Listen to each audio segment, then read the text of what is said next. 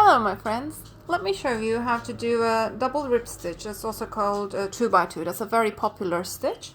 Here is a single 1x1 rib stitch for comparison.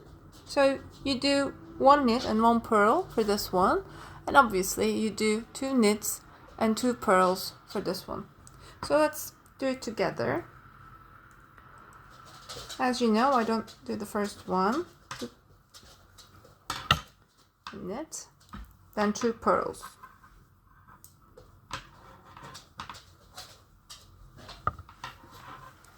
Followed by 2 knits.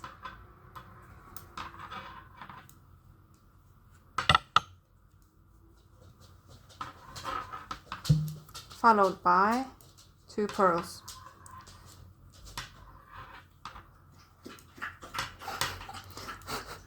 That's Lily, my dog, drinking water. That's 2 knits and now 2 purls. So if you know how to do a purl stitch and how to do a knit stitch, it means you already know how to do a rib stitch.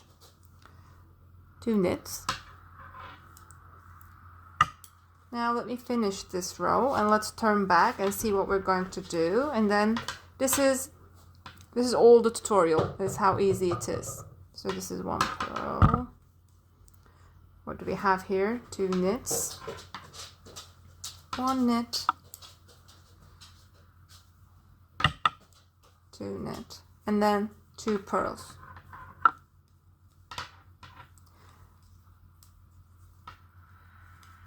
So I finished with 2 purls.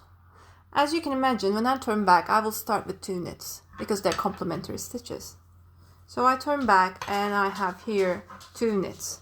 So to keep the edges clean, I always transfer the first one to the next and to the right needle. I don't do it.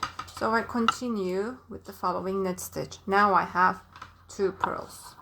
So if you don't mind the edges and if you want to do them all, then you will do the first 2 knit. Not transfer one and do 1 knit, but 2 knits instead. Then I will go on with 2 purl stitches and 2 knit stitches. I think it's quite easy and I hope this was helpful for you. You can use rib stitch at sleeves, bottom border of a sweater, jumper, at the v-neck, or in hats, or basically anywhere you want. Or you can do a scarf with only rib stitch. Although it's not very popular, you can do a 3x3, 3 knits and 3 purls, but these 2 are the most popular ones.